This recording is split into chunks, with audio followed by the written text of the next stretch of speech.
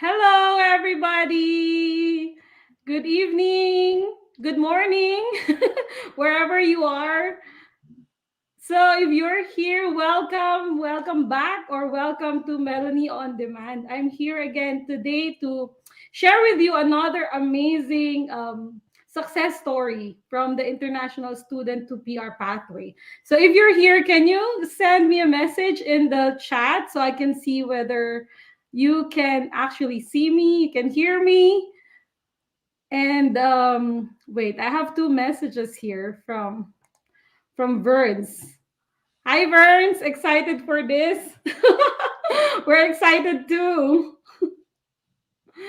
And let's see. Another one is Hazel. Oh, hi, Hazel. In it much. So, are you guys there? Let us know if you're there before I introduce you to my very special guest today. So, welcome back to Melanie on Demand, and thank you so much for sharing this night or this morning with me. And of course, I promise to always give you success stories that you can relate, right? So you can use as inspiration, or you know um, get an idea about the peer pathway, the international student to peer pathway that you're going to take here in Canada.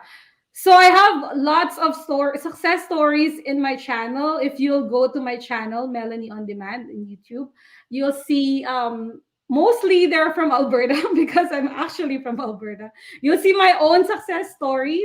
It's Alberta. You can see it from my YouTube channel. One of the few first few videos that I made. I also have some. The most recent one was with Janelle, and another one with Aaron, and some other from last year. I'm pretty sure you're gonna pick up something from there as well. But of course, today I have someone special. And if you've seen my press release now, if you've seen my post regarding this success story, you'll really wonder how did she do it, right? For 13 months, can you just imagine that? 13 months in Canada, and they are already permanent residents. So there must be something in her story that um, you can be inspired, or at least take notes. So without further ado, let me welcome my guest for tonight, Anj Vergara. Hi, Anj. Hi everyone. Hi Melanie. Thanks for having me tonight. And Welcome to good Melanie morning on for all those who Demand. are watching this from on other parts of the world. Hello. Good morning, I guess, in the Philippines. I think it's 11 a.m. in the Philippines. Yeah, good morning. Yeah, so Ange, where are you located? You're in Calgary, right? Yes, I'm currently in Calgary now because I'm studying at Southern Alberta Institute of Technology, where you graduated from. Yes, exactly. Alma mater, right? Yes. So at we were well, I'm a SAIT graduate, and Ange is studying at SAIT right now in Calgary. So she's on her fourth semester, right, Ange? Yes, I'm on my fourth semester and I'm due to graduate on August in 2022, this year. So fast, right? I But know. what is faster is your PR timeline. Yes. I think And that's I'm the gonna fastest. talk to everyone about it on how I did it. Exactly. We're so excited to hear your story, Ange. Let's see actually who is with us today. Let's go through the comments. So guys, if you're watching, can you please let us know where you're from and just say hi, and if you have any questions for us, you are welcome to, type it in the comment section. You know the drill, right? You've been here before, so type it in the comment section and we'll answer you later at the end of our discussion. So we will grill Ange and ask her to answer all our questions to find out what is actually special in their timeline. Let's go to the comment section again, guys. Say hi, please, so I will know you're here.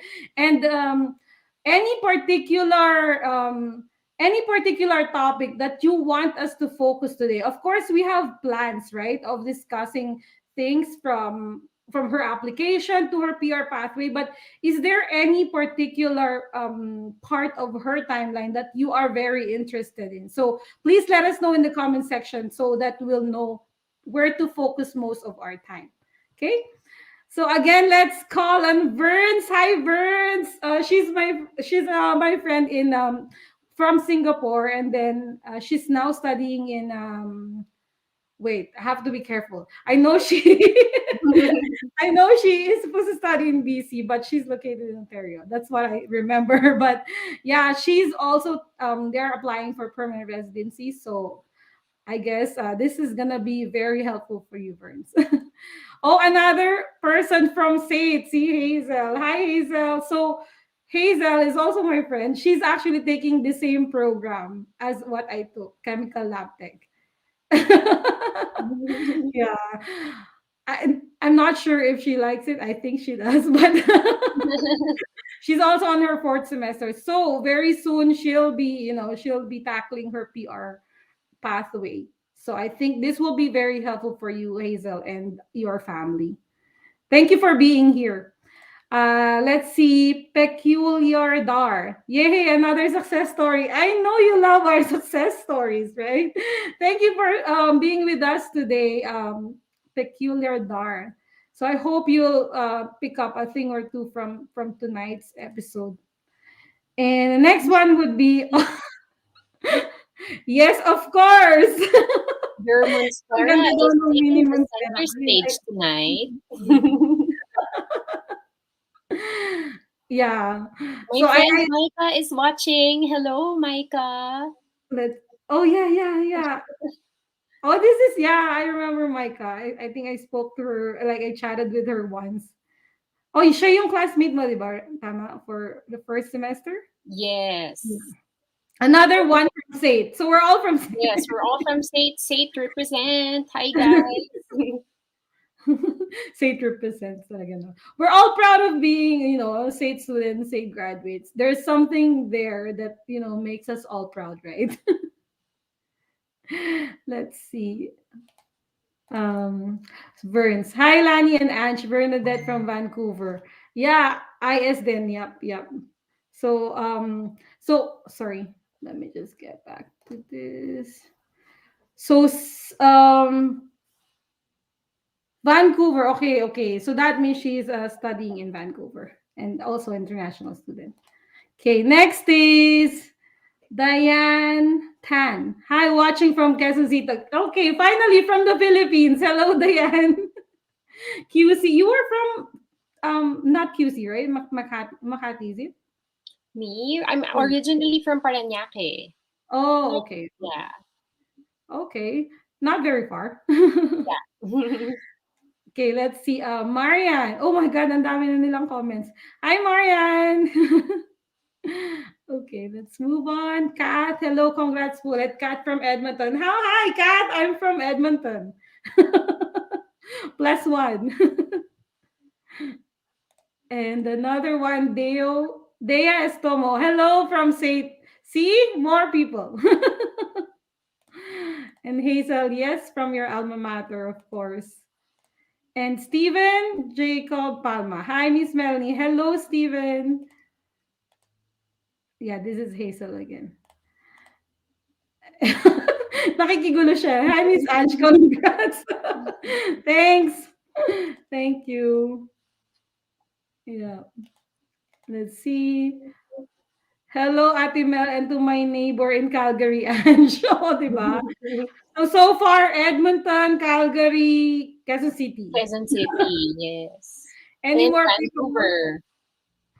Diane Tan, hubby plans to study at SAIT Civil Engineering Tech. So really, yeah. So another SAIT, incoming SAIT student.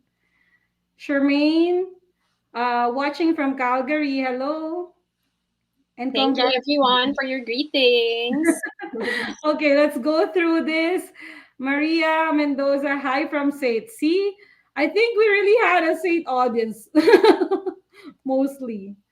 Future SAIT student, yeah. So this guys will for sure benefit you. So I guess we'll spend a little bit more time like talking about SAIT so that they'll get more from this video as well. Watching from downtown Calgary from SAIT then, di ba? Okay, SAIT represent. Okay, another part of the Philippines from Cebu. Kumusta Wow. na kayo dyan sa Cebu? I hope you're doing well, doing fine now.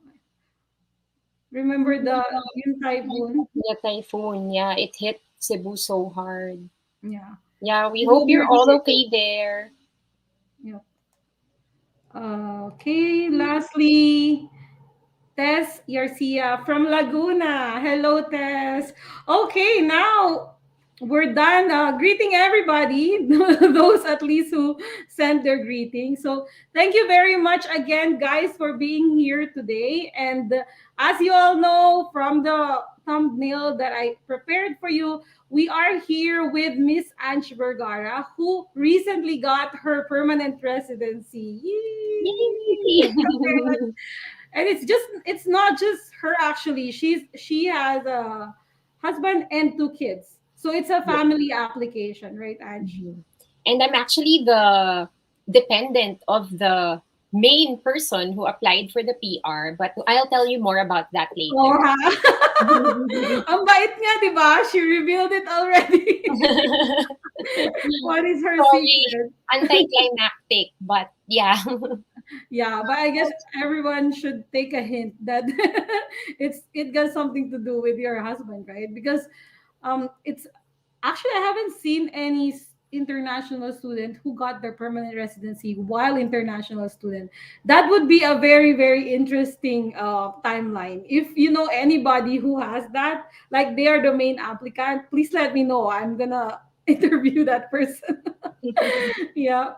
Anyway, yeah, as you all know, my channel focuses in international student to PR pathway because I myself was an international student way back in 2017 and 20 it was 2020 when I got my permanent residency here in Canada. So that's already 20 to almost 2 years, right? So a lot of things happened from my study permit application to now, but everything I am thankful for. So that's why I'm here. I made this channel for you guys to share what I know and what other people know, right? So that there will be a platform for us to share information and it will help you on your journey, right? So again this channel okay, just for everyone information, just so we are on the same page. Okay, I'm not an immigration consultant and I'm not allowed to give you legal advice. Okay, so this is a disclaimer.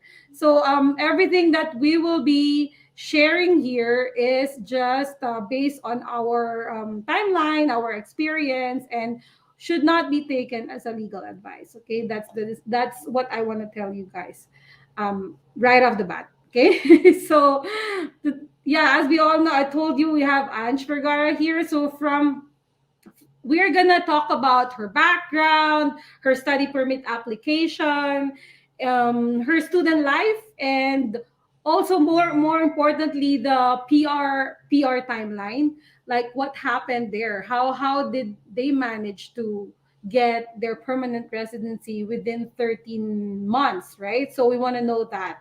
And of course, finally, some very important tips that Ange wants to share with you guys. And finally, we're going to move on to Q&A. So where we will answer all your questions. Okay? So keep them coming in the chat. Just, type whatever you want as it whatever you want to know as it comes in, but later we will go through it one by one. Okay? So let's begin, Ange. The floor is yours. So can you share with us your background and what you do in the Philippines before coming to Canada, and what are you doing right now? Where are you and what's your current status? Okay.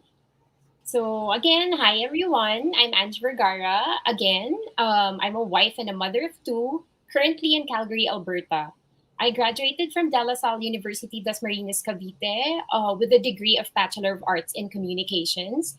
And we are originally from Parañaque City, like what I mentioned earlier. And I was working in the hospitality industry and as a duty manager for a five-star hotel in Makati and a mall manager for the Philippines' largest shopping and lifestyle mall developer for 15 years in Guess total. what? Yeah. Guess what? I'm just kidding. Before deciding to actually enroll in SAIT to become an international student. So, as a mall manager, I was handling day-to-day operations of my mall, and of course, we would have events there. As you can see in the slides, our events are being featured on different media outlets such as magazines, newspapers, and TV. So I had the opportunity to do those while I was in the Philippines.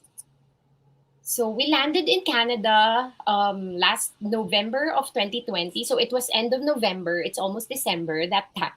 So that was about 13 months ago. And we are now permanent residents of Canada through the Alberta Express Entry System. Yep.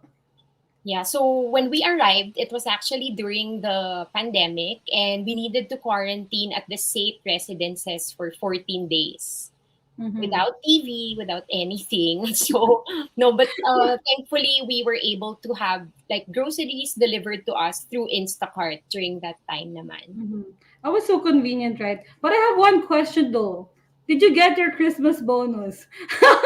No, not anymore because I left No. in No, October. no, I remember you Oh dancing yeah, your that's my TikTok. No, I think my husband just ignored me. that was so funny, like you're in quarantine and you got nothing else to do, right? And That's you just what keep on boredom does dancing. to you. Because we can't go out, nothing really. So we were just there with our luggage, and our form of entertainment would be, of course, Netflix and our cell phones. Good thing there was Wi-Fi. Yeah. You just imagine, right? You arrive in Canada and you're super excited, and then you're locked, and then it's winter, and you're Yes. locked in Yeah, in I say, felt for the kids really when we arrived. Kasi they were looking out the window. That's their only form of entertainment, watching the cars. But yeah, it was during that time when quarantine was really enforced, and yeah. SAIT had this rule for all international students to have their quarantine only in the SAIT residence. You're not allowed to book your Airbnb. Unlike now, I think they're more lenient in terms of the quarantine protocols as long as you're vaccinated or Mhm. partially vaccinated. So Oh, that was okay. our experience before. So it was quite a different experience compared to the people arriving now.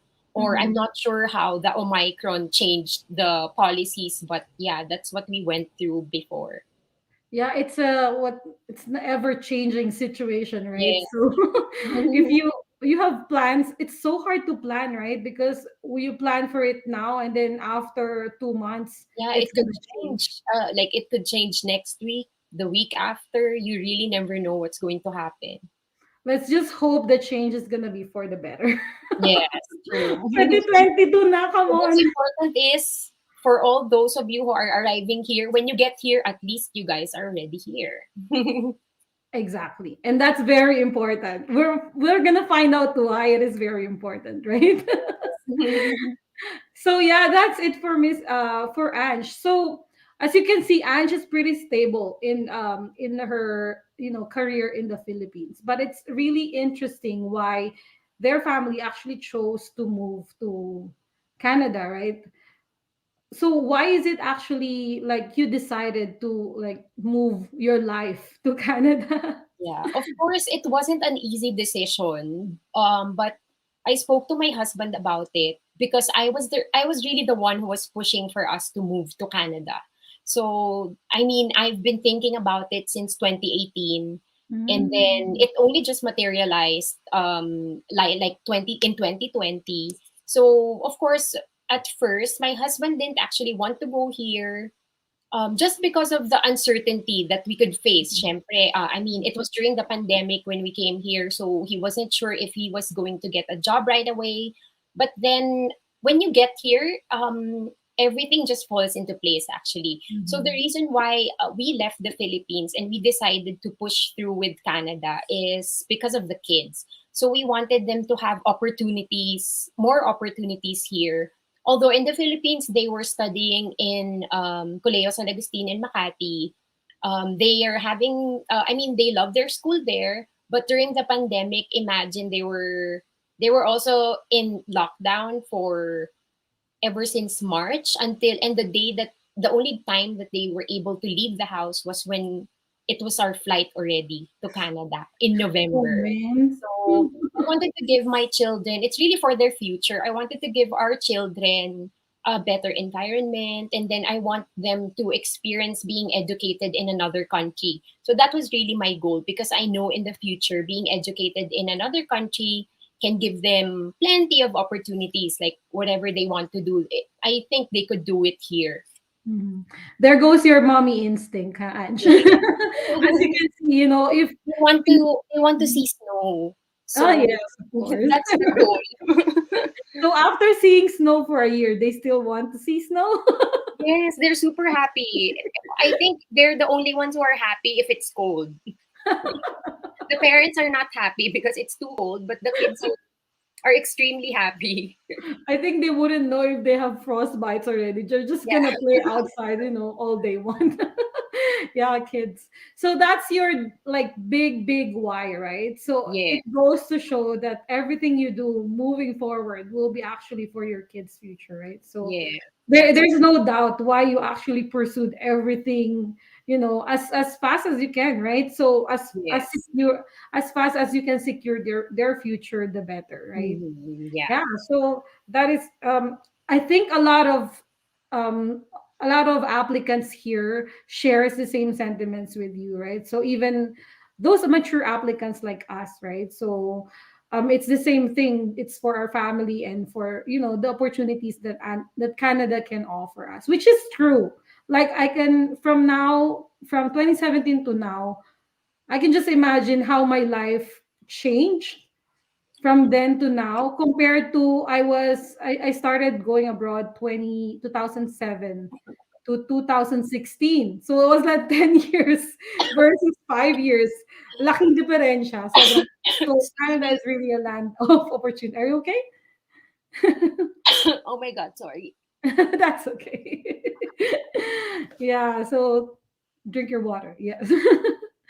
Okay, yeah. So Hmm. there you go. That's her big why, right? Everyone should Yeah. have their why. Should have, because when going gets tough and you know things are hard, you should know where to, para kung saan mo kukunin yung lakas mo, di ba? Kasi syempre kailangan meron kang inspiration and all.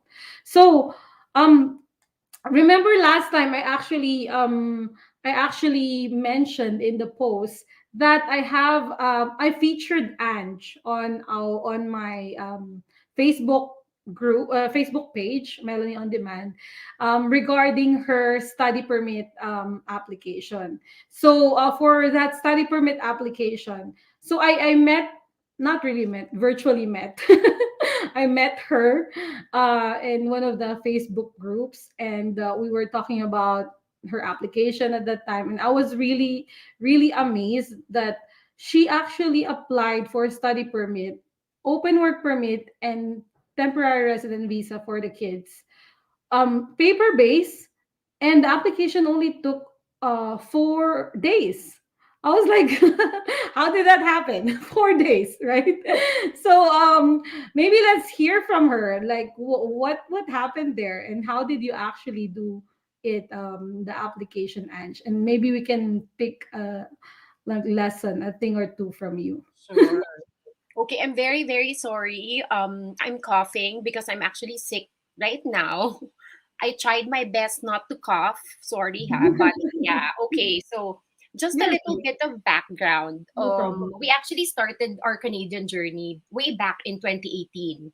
So we entered the Express Entry pool in 2018. However, since we do not have any ties to Canada, nothing happened. In reality, it was hard to get a job offer if you're outside of Canada.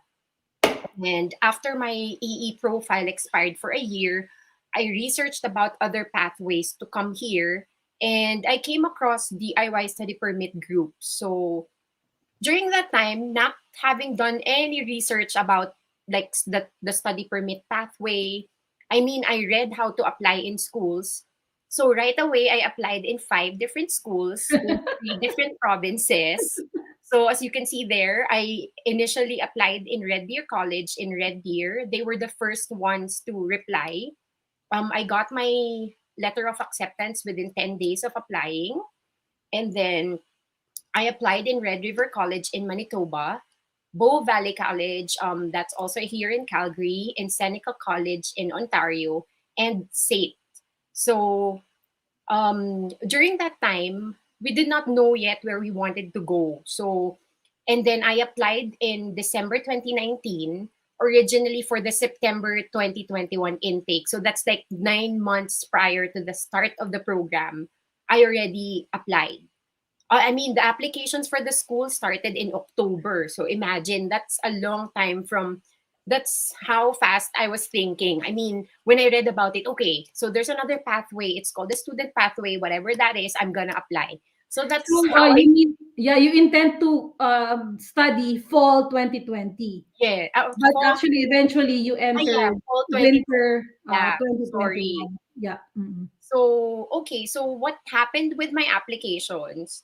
I actually got accepted in 4 schools, except for the one in Manitoba because I provided my general IELTS instead of academic. So that's what their requirements were.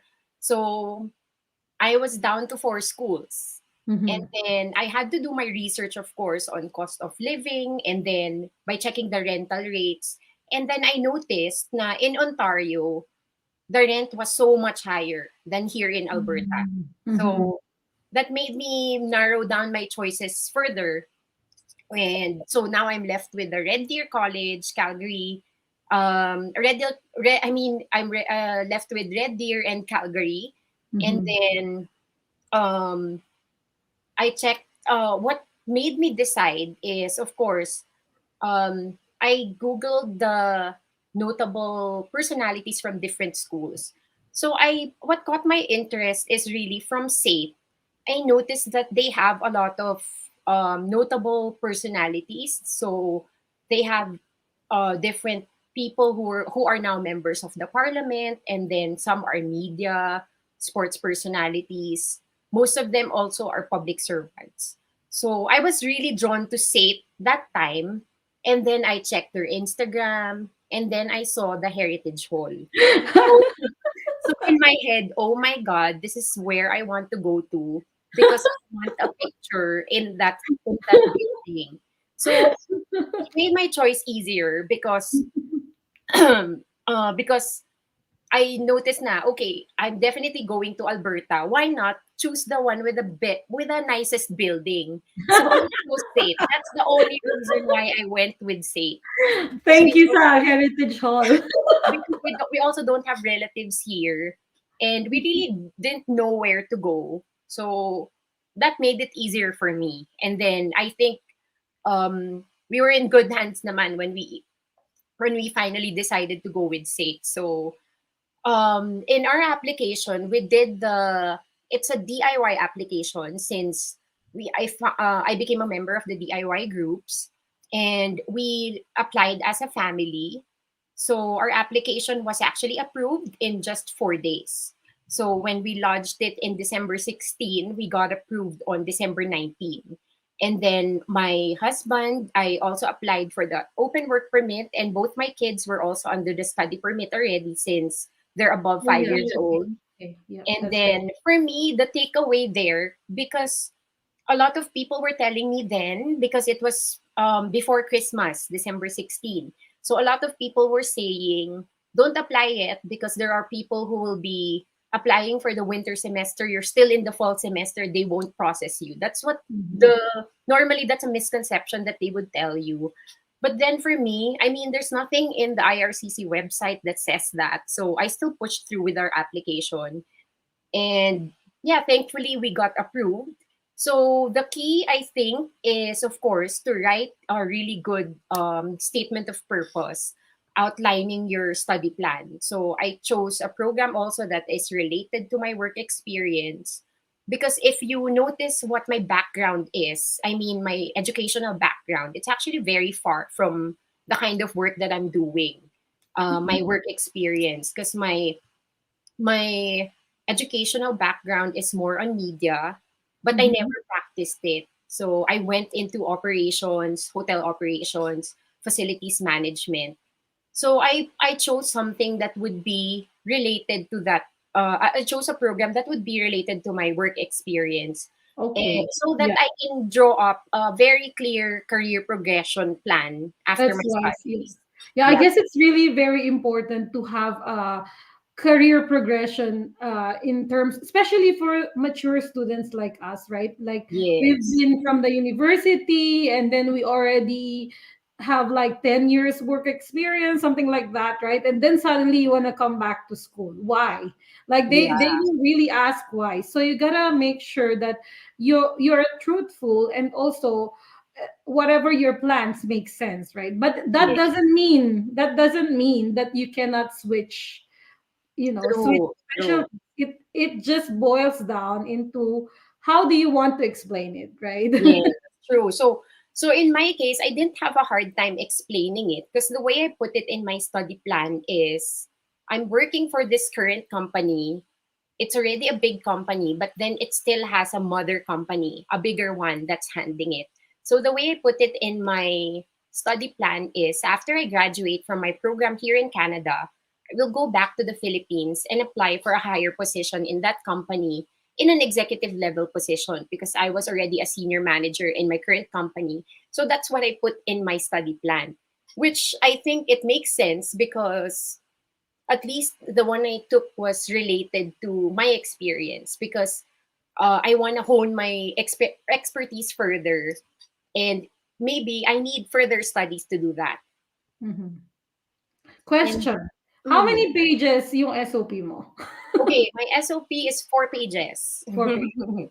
Four Does pages. that include your what do you call this one? Proof of funds, or is it Oh, in it separate? already includes the proof of funds. So Okay. in the proof of funds, what I did is when I applied, I already paid for 1 semester tuition fee, and then our proof of funds already covers the 2 years tuition fee, and Mhm. also covers the 2 years living expenses. So that was already factored in our proof of funds.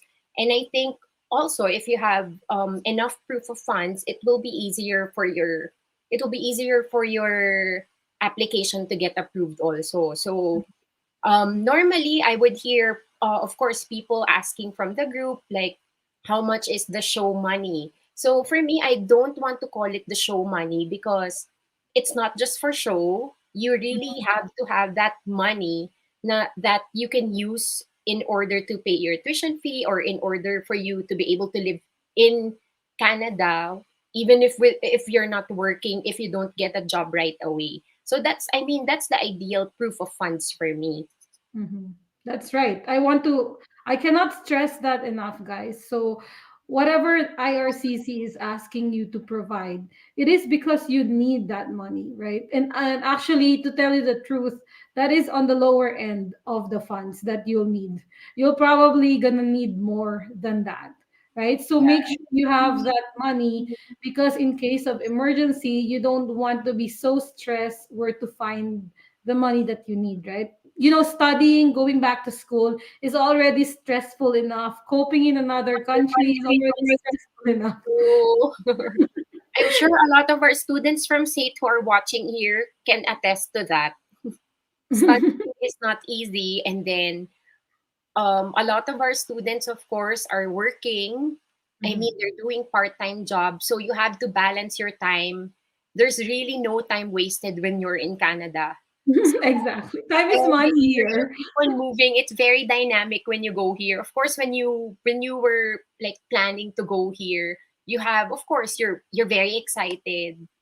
I'm not discouraging anyone, but somehow when you get here, of course, that excitement turns to stress, because you realize, oh my god, I have a lot of deadlines, I have a lot of projects, and then I have my kids to cook for, I have the house to clean, and then some people would still work and do all those on top of everything that they do. So it's really stressful, but Yeah. it's going to be worth it. So just to share, our application during that time in 2019 was paper based. Yeah. So paper based, Wow. I submitted, I think it was 8 inches thick worth of papers. And what I did was, because I'm imagining if you're the visa officer who will be receiving that big of a paper like pile, I would want to make it easier for the visa officer to read our documents in order for him to make a decision like faster, or maybe make it easier for him. Just make it easier. So what I did, 8 inches, I labeled each page.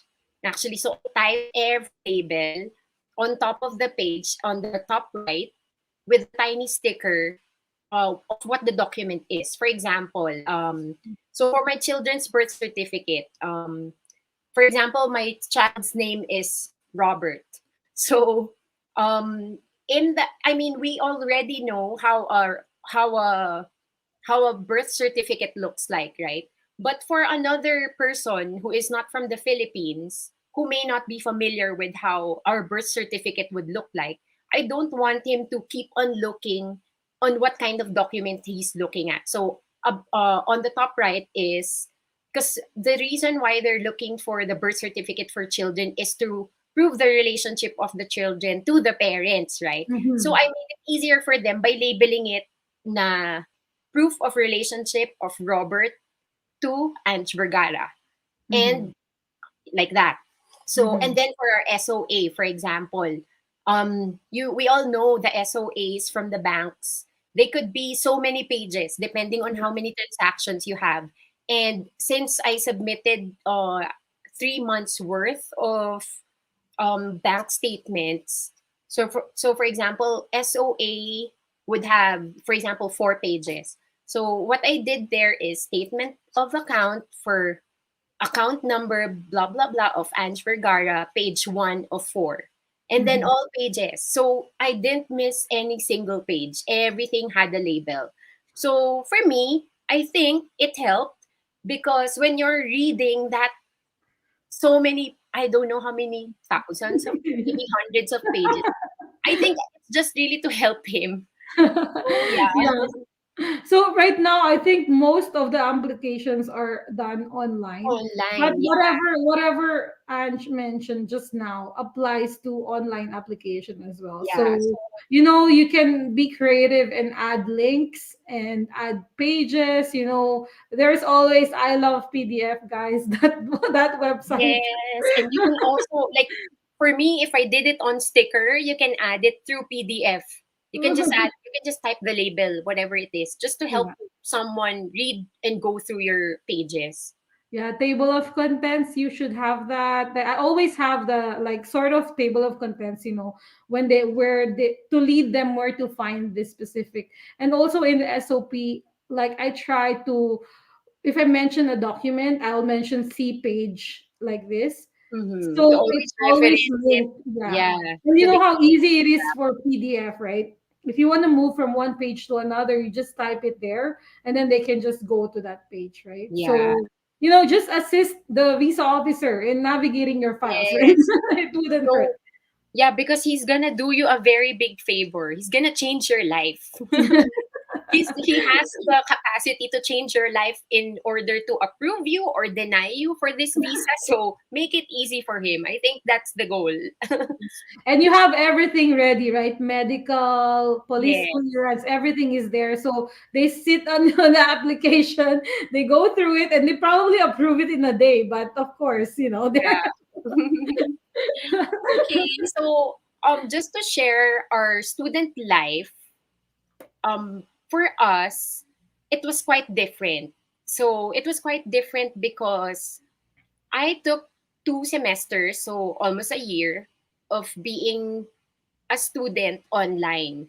So it was quite a unique experience because we were only doing online class for the first 2 semesters. So I was already on my second year actually when I attended the student orientation. So in this slide, you could see those are the goodies that we got Ang from daming the swag. orientation. Yeah, we really enjoyed our orientation. It was also the time where we met the other Filipino students that we virtually talked to only in the groups, in DIY groups, in the because we also have SAIT group chats. We met them there. We met some of them there. And then during the fall 2021, which is my third semester, that was the time that we went face to face. So, of course, we were so excited. We finally get to go to campus. But then it was only one semester because right now, on my fourth semester, we're back online. The initial announcement is online until the 28th only, up until the reading week. But I'm not sure with the current cases of the COVID if we will be still like continuing the whole semester online, or we'll be back to school. Either way, we'll be ready if ever.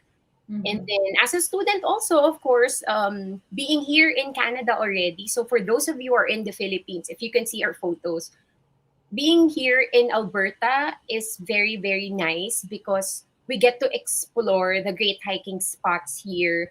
There are actually a lot. There's so much that you can do, especially during the summer. Every weekend ba to? During the summer, yeah. And then for for if you want to go camping, there's a lot of camping spots as well. And then my very favorite thing that happened to me here is seeing the aurora borealis. So again, we're very lucky to call Canada our home because sometimes we can see the northern lights, and Mhm. you don't have to go far. Sometimes literally it was right outside of our condo. So it's really like, I know people have it in their bucket list, but then like living here, it's almost like, oh, okay, don't worry, it's gonna come back soon. If you miss it, you can definitely see it. So it was such a good experience to actually witness it.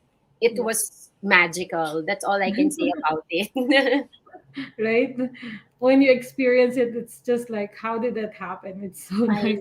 I know. don't know. When I first went to Bath, I was really, really amazed. Like I want to cry because I can't really imagine that kind of beauty I'm seeing in real life, right? Like literally, you're like looking into a picture. Yes. You know, I think it's the same feeling with me. So we landed in Canada in November, end of November. So the first time I went to Banff was also right after Christmas.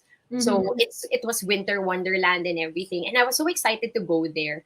On the way there, you would see everything was white, and again, we're not exaggerating here. Like maybe it's the same feeling when you first see it, as in you're about to cry because when you were planning to go to Canada, you would save pictures of Banff, Moraine Lake, and everything, and now you're actually going to get to see it in person. And when you're there, it's like, really, it's not a picture, I'm actually right here right now. So that's the feeling. So that's actually nice because in Alberta, I've only been to, of course, we landed in Toronto, but I only saw the airport. I haven't explored the whole of Canada, but I'm so excited to do that because Mm-hmm. if Alberta is that nice, how much more the whole of Canada? I'm Yeah. sure they have a lot more to offer. Yeah. I really wish we could start traveling because I remember last time when we arrived, right? We always go to travel, but of course tuition fee, right? So Yeah. that goes first. And then after True. studying was 2019 when I graduated. And then about like 6 months, I finally was able to save up a little bit, right, to go travel. And then COVID happened. So now you have money, you have time, but you don't have the Yeah, you chance can't to travel. travel, right? So, but yeah, I think Atlantic would be the first on our list because it's really, really nice there, especially during fall. So that would be very interesting experience as well. Yeah. Yeah, okay. So your life at SAIT is pretty interesting because what I really really love about SAIT is the campus. So I'm a little bit sad that you guys cannot experience it right now. But studying at SAIT inside the campus, going to library, eating food there. I mean, it's really really a good experience. So I hope, after this is over, try to go there and enjoy Yeah, enjoy the I'm campus, sure the sunset. I mean, hoping it would be back to face in the next like semesters. I Mm-hmm. mean, because I have another semester. I was supposed to graduate this semester, but then Mm-hmm. I didn't take a full load for my Yeah. fourth semester, so I have another one left. So I Mm-hmm. still have that chance to enjoy the campus. It was also the same feeling when I Mm-hmm. attended the orientation. I mean, I can't believe I'm seeing the facilities of the school. Mm-hmm. You know, it motivates you to like study maybe in Exactly. the first weeks or something. But because of course online has a lot of conveniences. Like Yes, of course. personally for me, since I have children, it Mm-hmm. was easier for me when I was online because I don't have to leave my children. Of course, we would have to fix our schedules in order Mm-hmm. for the kids to be, I mean, I have to be home by the time that my kids are home, and I have to fix my classes just to accommodate that one. Yeah, But because then because your husband is working, right? yes, So. because my husband is working and he has a fixed schedule. So for me, I'm the one who has to adjust my schedule in class in order to make sure that the kids are with me. So yeah, like right now, we're in online class again. So I can cook while attending classes or not every Can you time. actually turn off your camera? Oh, in some of my classes now, some of our instructors wish to have your camera open all the time because they Uh-huh. know that the students are just logged in, probably sleeping, probably watching Netflix. So Probably some of cooking. them have learned it already. I mean, they want you to be involved because, like right now in my classes, I joined the bachelor's courses, so in the class, there's like 12 of us or maximum Mhm. 18 of us. So our instructors would want us to always turn on our cameras because there's only just a very few of us, and he can't be talking to like the screen Yeah. anymore. Yeah. So yeah, you know, unlike if it's like a big class with 40 students in it, it makes it so much easier to collaborate or Mhm. to exchange information when there's only a few of you. Yeah. Yeah. That's fair though. It's just like when you are inside the classroom, right? Yeah. At the most is you can just drink while listening to your teacher. Yes. And I But find yeah. that just to compare as well, since I had one semester, right? I had one semester face to face. So comparing that, I found that I was more active when I was attending online because Oh. yeah, because somehow it's acceptable, for example, to interrupt your instructor, meaning like just to turn on your mic and just give your like ideas. I mean, it was Mhm. acceptable online, whereas compared to when we were doing it face to face, it's hard to Mhm. interrupt your instructor when they're talking because you have to raise your hand and they have to call you, and all of you guys have masks. Yeah. Sometimes the instructor will not remember who you are or something. So I mean, maybe it's different just because because it's the pandemic, but I noticed I was more active online. And then, for example, you don't have to really turn on your mic when you're online. You can just type it in the chat. That's your recitation points already because you answered yes or something like that. So those Yeah. are some of the things I appreciate. In online learning, I'm sure there are a lot of people who are so excited to do it face to face. I Yeah. mean, of course, a lot of people have. I mean, everyone doesn't have the same preference, but for me, it really worked because of our schedule, my husband's schedule and my children's schedule. See, yeah, we'll never know that it can work this way until we're here, right? Yes. Yeah. But yeah, there are advantage and disadvantages of having class online. But as if we have a choice, right? If we just have a choice, right? True. But I remember at SAIT, my favorite hangout is the library because they first they have nooks, they have like level zero where you can like cannot really talk with your seatmate or something. If you need quiet time, just go level zero, and you can sleep there. Literally, I go there and sleep.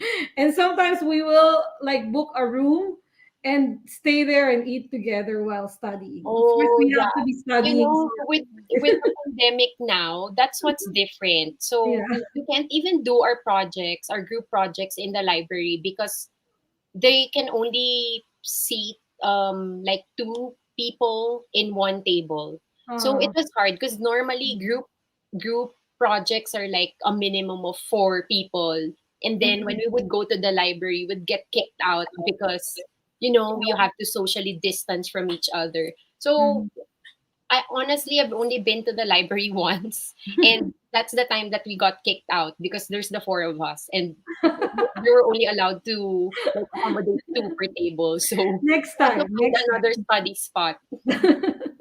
Next time then, next time. Yes, Yeah, but do you think going to SAIT is worth it? Like, I of mean, course, it's so worth it. I mean, in general, of course, Canada has very good quality of education, but I think in SAIT, I mean, the facilities are good, the buildings are nice, and then the professors, I mean, the instructors are also very knowledgeable. So I mhm, really think that going to SAIT would be very good also for my future career if I yeah, decide to work. Because just to share, since I'm a mom, it was very hard for me to get a part time job. So I'm not working now. It's only my husband who's working mhm, because I'm the one in charge of the household. mhm, And the schedule of my husband, again, I mentioned it earlier, he has a fixed schedule. So we can't really take turns because normally what couples do with if they have children and the other one is studying, for the student to be able to take a part-time job, they would do shifting schedules. They would yeah, fix both their schedules to accommodate each other. yep, But then for me, I always have to be at home after school for my children because yeah. they're still very young. I mean, Yeah, they're you 8 have and you 11. have to be with them. You can't leave them alone, no. Yes. Right. Yeah. So that's a no-no here in Canada. You can go to jail if you leave your child unattended. So yeah, like different students have different challenges, right? So if Yes. if you came here with a family, so you got to prioritize your family, right? How can you actually work outside and then while there you're thinking about the safety of your kids, right? It doesn't Yes. really make sense that That's way. why I really applaud those who can actually do it like all Yes. together. I Yes. mean, I don't know how they do it. Yeah. I mean, it's really, really impressive that they can actually balance everything. Because as it is, as a student, with all the workload, schoolwork, and everything, it's actually very hard to balance your time when you have kids to feed, when you have a Yeah. house again to like take care of. But yeah, some couples can do it. So again, of course, different people have different circumstances. But I So guess in it our paid case, off. that's Yeah, what it happened. paid off in your case, right? Paid off because you Yeah. see, you're at home and then you're taking care of your family. You're also taking care of your permanent residency application, right? Yes. I bet So, when you're watching TV, right? I yeah. bet when you're So watching TV, you just have it in your head, right? What's next? What should I do next? What should I... yeah. Or I'm researching about IRCC new policies. Yan. Yeah, then let's move on to your, so that's your student life, basically online, taking care of your kids while you're, student mom. I guess that's what they call it. Yeah, and now let's move on to your permanent residency timeline. So we really want to know what's the voodoo magic there. Just kidding.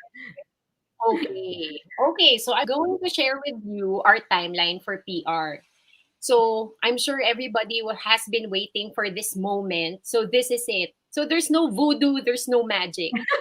So Just the kidding. key here, okay, so the key here is before we left the Philippines, we already have all our documents with us.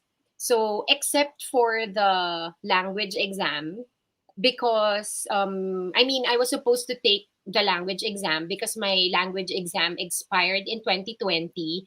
Just to say it again, we were in the express entry pool from 2018 to 2020, even after I got approved for a study visa, because I was really hoping, what if I get invited by a province? So that was my mindset. I always have to be in the express entry pool, because what if like a province notices our profile and invites us for permanent residence? My thinking that time, I mean in 2020, right, I mean after I got approved for the visa, is okay, if I get invited, I'm not gonna go and pay the tuition fee anymore.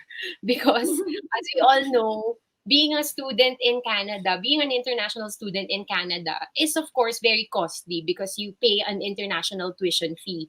But yeah, so again, we were in the express entry pool, but nothing happened. So um, when we were already here, I got busy with my first semester, with the workload, schoolwork, and everything. But right after my semester ended, I told my husband, let's book the language exam because that's all we needed to be in the express entry pool. So it was May 1 when it was the first Saturday. So the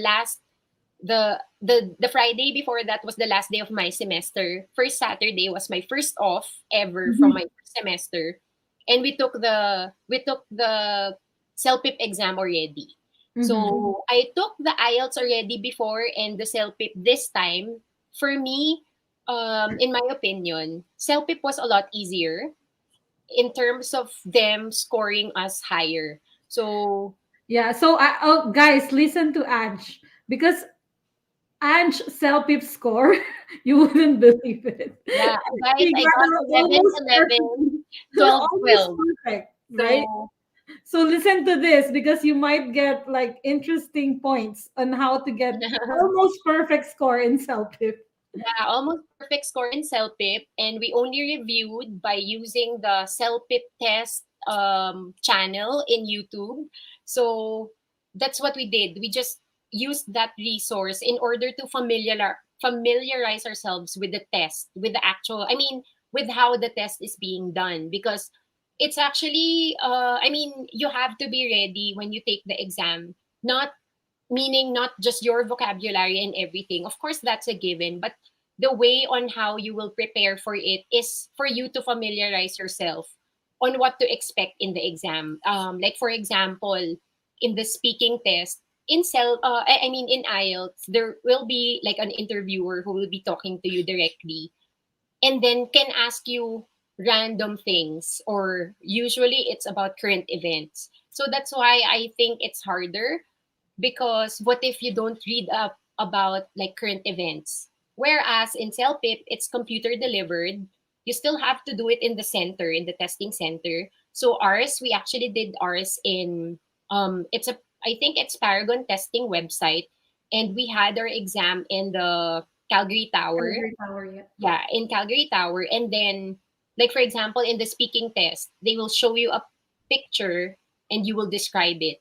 So I mean, if you already know that that is the kind of exam that you will be taking, and you're expecting that already, you can better prepare for it. So yeah, I really suggest just, I mean, to just study it in YouTube. It's easier, and you can better prepare for it because you already know what's going to happen next. You told me something very interesting. So how do you describe a picture, Ange? Okay. So according to the CELPIP test tips, for example, there is a picture. You can actually divide it into a quadrant. For example, on the topmost top left, on the top, or on the bottom left, or always use the foreground and the background. Describe it in detail, meaning what your eyes can see. For example, in the foreground, I can see a lady with a necklace, with a silver necklace. On the back, in the background, I can see a monstera plant. That's how I would describe you. So something like that. You don't need the highfalutin words. It's just really. to describe it in a higher vocabulary. Not Yeah. really like highfalutin words naman, but just more advanced vocabulary. Instead of in front, at the back, you can use the foreground and the background. Yeah. Those are What was some your what was your self score my for self speaking? score for speaking. It's 12. See? So you should know, guys. This Yeah, is so what yeah, they I got want. 11, 11, 12, 12. My husband got 9, 8, 8, 7 in Okay. CELPIP. Yeah. Yeah, Yeah. So in express entry, all you need is a 7, right? seven. For Yes. all. Yeah. Yeah. So So yeah. when we did the CELPIP, I mean, I wasn't aiming for the highest score. I wasn't aiming for the highest score. It's just that I got like a very high score. So I got I got the maximum points for language in the express entry. But the reason why we entered the EE pool, it was not because we know that our CRS is high, because it's Mhm. actually not. So my husband's CRS was only 337, 337. Yeah. and Mhm. then mine was 447. So this is not enough for For a yeah. federal skilled worker draw, and we actually know that. But the reason why we entered the pool is because we want the provinces to see that we are already here. So, and my husband is working and living already in Alberta, because if you follow the IRCC press releases and the news, they were clear about their plan into Mhm. transitioning the temporary residents into PR. So they were focusing on candidates who were already here. Yeah. So my goal was to really just get into the pool and probably get picked by Alberta, because we know it's possible. So in our express entry, we actually take Alberta and BC. Mhm. Okay. So back to our timeline. For a backgrounder, so this is the PR application timeline of my husband, our open work permit holder, because he was the one who got nominated by Alberta. So how So did we yeah. do it? So Ito. guys, yun ang secret ni Ange. Yung Yeah, asawa niya. The marry your husband. husband. You're married na nga pala. Okay. So, his job experience in the Philippines is NOC code 0601, because he was a key accounts manager. So, this is corporate under the NOC code corporate sales manager. He was in that position for 11 years. And then currently in Canada, his job experience is NOC C6411 as a route Mhm. sales representative. Mhm. So if you can see here, my husband is currently working in a NOC C job, not NOC A 0 or B. Yep. But my goal was to be in the pool so that Alberta can take notice of his profile and see that, because when you make an express entry profile, you will put your country of residence, Yep. and they will know that, okay, oh, this person is already here and he ticked Alberta. So again, I think, just to be clear, the reason why we chose BC and Alberta, because there are options in express entry where you can take all provinces on the like province of destination you'd want to be in if ever. So you can actually take all provinces, or only select the province you're currently in. A lot of people do that, but for us, we selected the provinces that we would want to live in, just in Mhm. case. So this, when ticking the provinces, this makes it for these provinces that you ticked or you selected to be able to see your profile in the express entry pool. Yep. So that's what happened to us. So again, back to our timeline. We took the CELPIP exam in May 1, and then the results came out in May 5. Mhm. So my husband's score was 337. After a few weeks, I think it's 2 weeks. Sorry, I'm not good with math. So it's May 18. My husband got the notification of interest from Alberta. Mhm. So it was just 2 weeks when we entered into the pool. And again, I haven't graduated from my program yet. I'm graduating this August. And my husband doesn't have an NOC C job. I mean, an NOCA Yeah. 0 Skill or job. B Yeah. job, Mhm.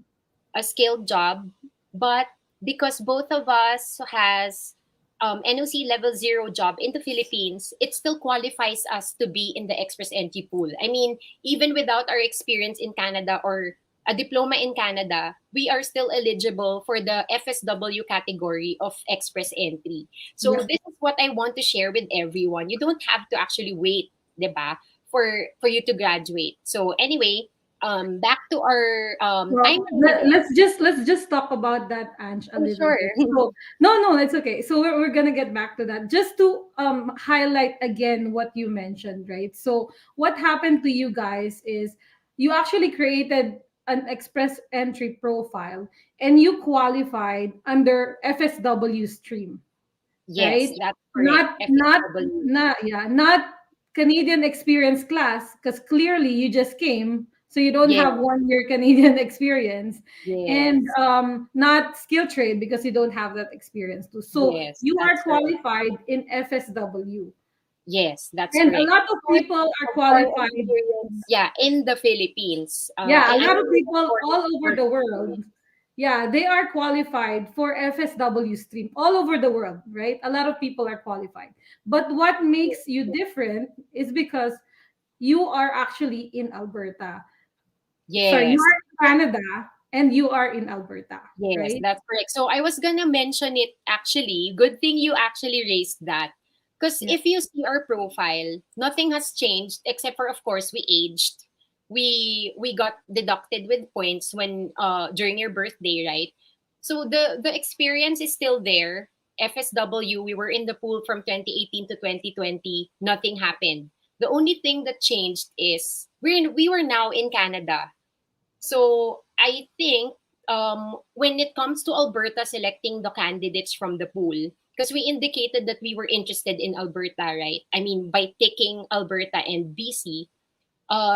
So what happened there is they saw that my husband is already working and living here in Alberta. So when they actually gave us the notification of interest, it wasn't even our 6th month in Canada when it happened. So we were fairly new, almost going into our 6th month when we got the notification of interest. So it was really such a blessing, and I'm glad that my plan worked because of course I kind of know that it was possible to get invited by provinces. I Yes. mean, I was hoping we would get invited, but I didn't expect it. I totally did not expect it. It was, I mean, it was so fast when it all happened. Yeah. So yeah, Yeah. so we were very That's happy very for true. that. Yeah. That's very true, Ange. So, also another point that is very unique to your situation, since you mentioned that you are actually qualified in FSW. Okay, let's clear this first. Both of them have express entry profile and separate Yeah, express entry profile. So Grace has her own CRS score, and the husband also has his own CRS score. So who got the nomination? It was actually his husband who got the nomination, yes, because his husband is working, currently working. yes, So that's Grace, so Ange is currently studying, right? So yes, the one with open work permit is the husband. So he's the one who got the nomination of interest, right? yes, And the job that he is working at is actually not a skilled job. So yes, you might be wondering, how can he create an express entry if he's not working in a skilled job in Canada? That is because his express entry is based on his um, foreign work credentials in the experience. Philippines. Yes, that's correct. So again, yeah, the reason why we both went into the pool is my thinking also. It's actually allowed to, for example, to create two profiles separately from your spouse. The reason for that is, of course, in my head, I was thinking my NOC code is seven. Oh my god, I forgot, but I think it's 701. Mhm. I'm sorry, I really forgot. Maybe I'm wrong about this, but it's facilities operations maintenance manager. As a shopping center manager and as a duty manager, that falls under that, and as a property manager. So it falls under that category. So in my head, I was thinking, what if the different provinces needed different NOC codes? For example, one province needs my experience, or one province needs the corporate sales manager experience of my husband. Yeah. So that's the reason why both of us went into the pool separately. But both of us are still dependents on each other's profile. Yes. So Yeah. just to be clear, Yeah. it's separate profile, but both of us are dependent. So, for example, okay, so I'll go Yeah, back to yeah, my that's timeline clear. so I can That's share. clear. That's actually very clear, Ange. Thank you very much. And more entries, more chance of winning. So Yes, more chances of winning. more chances of winning, right? Okay, thank you. I hope that's clear. If it's not clear, we will get back to it later. Yes. I think someone's saying that the power timeline PowerPoint it's not clear. Maybe sorry about that. We can't really do anything, but if you can just zoom in, or I'm not sure which one is clearer. This is the best that we can do. Yeah, Yeah, I'm so sorry. no Okay, so problem. I'm Yeah. just gonna mention it again. So, we got the notification of interest from Alberta on May 18, and we actually accepted it right away on the same day. Mhm. Um, because the reason why I accepted it on the same day is because, again, my key is before we left the Philippines, I have all my documents with me. So I was ready to actually apply. I was just really waiting for an invitation, and then I'm ready to go. So that's how prepared I was. I mean, before I left the Philippines, we already have our employee reference letters, we have our ECA, and that's the reason why we already took the CELPIP right away, because I really wanted to be in the pool. Mhm. So I was able to submit our application in May 20. So that's less than 24 hours actually upon getting the NOI. We were able to submit our application with AINP, and then the waiting game continues because normally AINP would get back to you in about a month's time. So in our case, it's about a month and 9 days. We Mhm. received the nomination. I mean, my husband, when I say we, it's his profile. So I'm just saying we because I'm part of the application as a dependent. Mhm. So it's June 29. We received the nomination from Alberta. And upon accepting the nomination, we were awarded with 600 points. So, That's the so we were golden ticket. yeah, so we were awarded with the 600 points, which gives my husband now the CRS score of 937. So having that score of 937 qualifies my husband's profile to automatically get picked in the next ITA, which Yeah. is they made the draw specifically for the PNP candidates. So after June 29, a few days after July 7, we already received the ITA from IRCC. So this is from the federal stage already. Yep. Um, so again, I'm so prepared for my documents. 2 days. So prepared with my documents. I kind of study also I actually studied the trend of getting the ITA. So I know that in the ITA stage, you would need to give your PCC, or in the Philippines case, if you live in the Philippines, it's your NBI clearance. Yep. The NBI clearance has to be 6 months validity. I mean, valid within 6 months when you submit your application, and it has to be issued after you have left the Philippines or your Mhm. country of residence. So I was already sure that there was going to be an ITA draw. So 1 week before the ITA draw, July 1, I actually asked someone to get our NBI clearance already. And Mhm. during the ITA, we actually received the NBI clearance.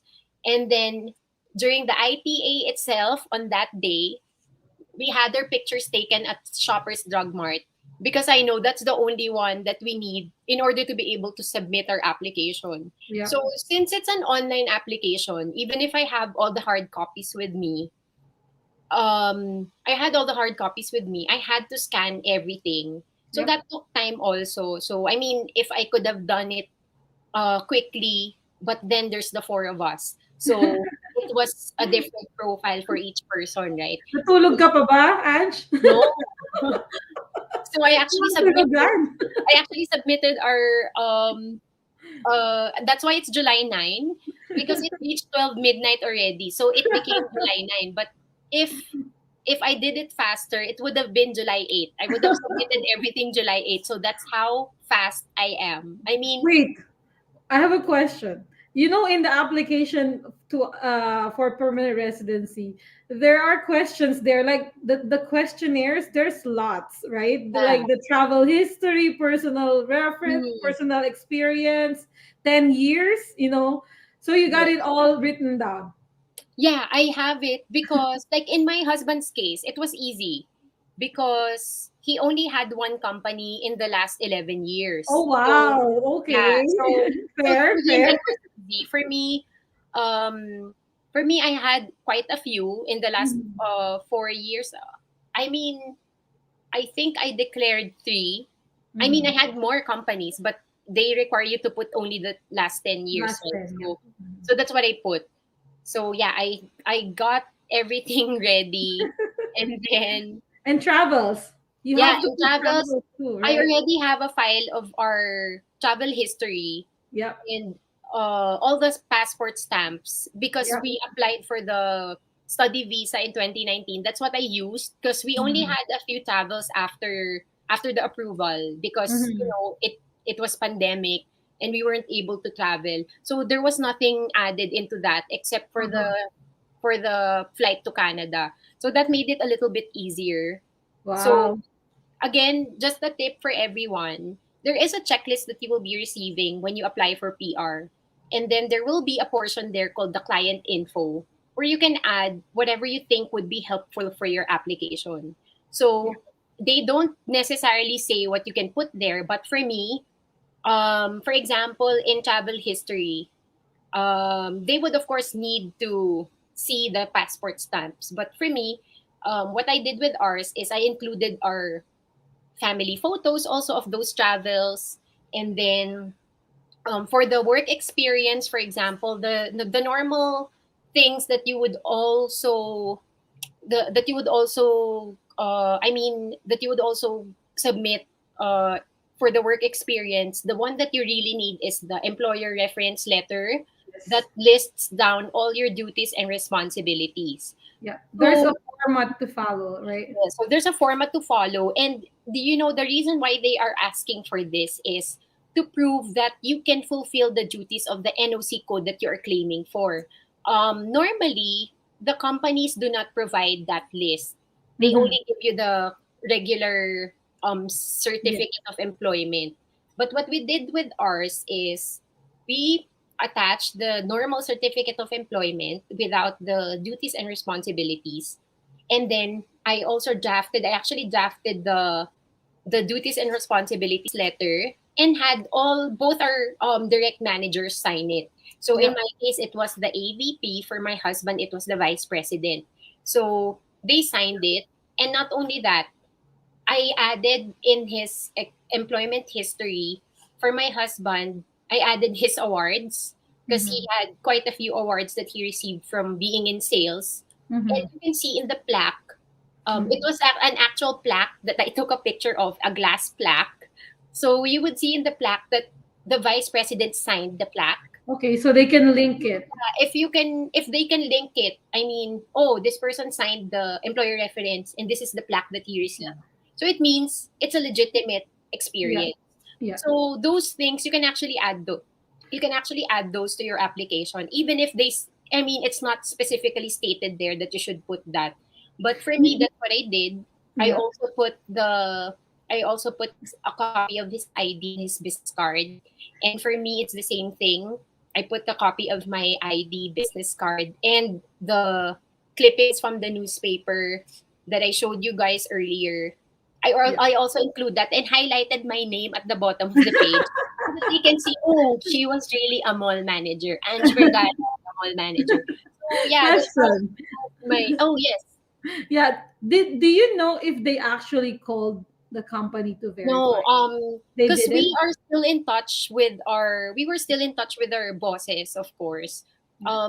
They said they never received any email or Mm-hmm. any calls from the Alberta government. Because again, guys, there will be 2 stages in your eligibility check. AINP would also do an eligibility check to check your like work experience. Yeah. So if you get past AINP, if you go to the federal stage, they would still need to verify all the information that you've provided. But I know in some cases, I know of a friend um whose employer was called. I mean, they emailed the employer, so they really do check. I Yeah, mean, I think with Aaron, they yeah, called yeah, yeah. they Aaron, Aaron they called he his said that, company to yeah, verify. he Yeah. said that his company was called. Yeah. So yeah, so that's it. And then for again, so we received the ITA. We submitted the application in July 9. Gosh, So 2 days. that was a long wait.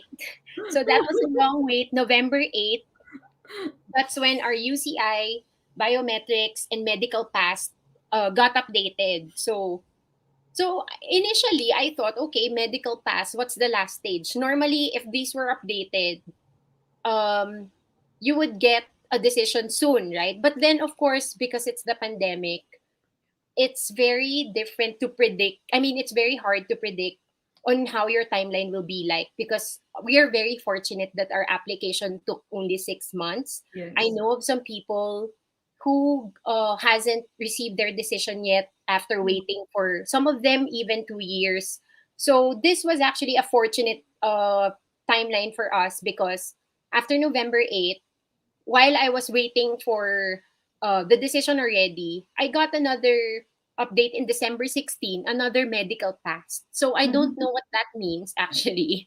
But so I was thinking, okay, oh my God, December, probably before Christmas, because medical pass. We were thinking of that. But then the actual PR approval just came January 15. Wow, fresh So the fresh. na very fresh, guys. Fresh in my memory and 6 everything. days from So now. Congratulations. Oh my gosh. I can't imagine if you actually slept from July 7th to July 9th. You had like four people in the application, and yeah. then you have to upload so many things, and you have to answer so many things. Maybe I'm speaking for myself, because the what do you call this one, the personal timeline was so difficult, because I lived in Singapore and Dubai, right? And Mhm. if you are from Singapore, hello those from Singapore, you always go to Malaysia maybe to buy donuts or to watch movie, those kind of things. And then when we were applying for PR, gosh, I need to remember when did I went for Yeah. donuts, when did I went for movie, because you actually need to put when you cross the border, right? Yeah. Every day that you're out, so you have to put it. I was like, oh my gosh, and it's super long. That probably took me a week to finish everything, and like looking at your timeline, 2 days. How did Yeah. it? The key is I kept all my documents from my study permit application as Yep. well. Yeah. Because I'm so praning in terms of misrepresenting. So I'm like, wait, my timeline here cannot be different from what I submitted when I submitted Yeah. my study permit application. So Which is I true. had Which to is make sure true. that they matched. Yeah. And again, luckily my husband has only one work experience for 11 years. So that made it very easy to update his like personal history and everything. Yeah, yeah. But in study permit, I believe they were only asking for 5 years, I think. So sa PR, it's like it's stretched to Yeah. 10 years. So that's why it's a little bit more challenging in that sense. But that is very true. If you have everything from study permit, and in your case, you are a DIY applicant from the start. So you don't have to Yes. consult any agency or talk to Mhm. anybody. You have everything in your fingertips, and everything is just ready for you to scan and all those, right? So from July 7 to January 15. So wait, let me just see. So the application AINP, the waiting time was about a month in order Yes. for you to get ITA. Okay, and then the processing of PR application took about 6 months. 6 months. Yeah. 6 months and a Okay. few days. Yeah. And when did you land actually? End of November in 2020. Yeah. Okay. So a little over 13 months. So 13 months and a few days. Yeah. Yeah. When we got the So PR there you go, approval. guys. There you go, right? It's not Yeah. it's not impossible. As you can see, you can really see the breakdown how it all happened. And it will not happen if she was not prepared for it, Yeah, right? if I wasn't in the pool, if we weren't in the pool. Yeah, so this goes to my next topic on what tips I can give you guys. But we will still be answering the questions after this. So the tip is, of course, be proactive in getting all your documents ready before you leave your home country. Like, again, in our case, we already had the ECA. We took it from West, and then Mhm. employer reference letters, language test when we got here. That's the reason why I'm saying that is because just an example for those that I've read in the like in the groups, we all know that there was a TR to PR pathway that just that just opened and now closed, I think. I'm not sure, but when it opened, there were a lot of people who were eligible to actually apply for that pathway. However, they missed out on the opportunity because they didn't have their ECAs yet, they didn't Mhm. have their language tests yet. Yep. So some people are thinking to not to not get their language exams yet because they thinking it will expire in 2 years. For Mhm. me, it's always better to have those ready and be in the pool if you are eligible based on your foreign work experience. Yep. Because if you are not in the pool, there is no chance for the provinces to select you. I mean, Yep. there are a lot of pathways in express entry, not just the CEC. There's FSW, but again, if your points are low, you have the PNP pathway. Yep. So Yep. just like what happened to us. And So and guys, ECA is valid for 5 years. 5 years, yes, Language test is valid for 2 years. So in case that the language test expired, it's just $200, and another effort to review. So yes, if that will give you the permanent residence, the chance for PR, I would take it, right, in a yes, heartbeat. that's true. So again, that goes to my second tip. Again, you do not have to wait for your graduation or you get to get the Canadian work experience if you're already eligible. In our case, we were really eligible for FSW. So that's why I really wanted to be in the pool because I know, again, the provinces may select us. And it's exactly what happened to us. So the only thing that was different from our application when we were in the EE pool from 2018 to now is that we are now here. The experience is the same. I mean, the age we actually aged, so that gave us lower CRS points this time when we got invited. But then the only difference is my husband is already working and living here in Alberta, so that's the reason why they picked him. Even if his experience, again, in the certificate of nomination that my husband got, it specifies that his NOC is the main NOC, which is 0601, the key accounts manager or corporate sales manager position. It was not because of his work here, Yeah. but I guess it was one of the selection factors Yep. because Yep. they saw that this guy is here, so they picked him. Yeah. Yeah, that's very true. That's very true. I think that is really what is unique with your situation because even ako, I think I thought that you need to have a skill job in order to be picked by AANP. But then again, there are other people who are outside, you know, Alberta, outside Canada, and can be Oh, sponsored by AANP. So why not get someone who is already here, right? Even if not working in a skill job. So that makes sense. But I think this wasn't really the case before because when during my time, I knew a lot of students who have their spouse who are in the express entry pool, but they didn't get picked. So, times are changing. Alberta needs more people, like Canada needs more people. So, yeah, right, so it always favors those who are ready, like Ange and the family, right? So yeah. that is a very very very important tip that you that you gave, Ange.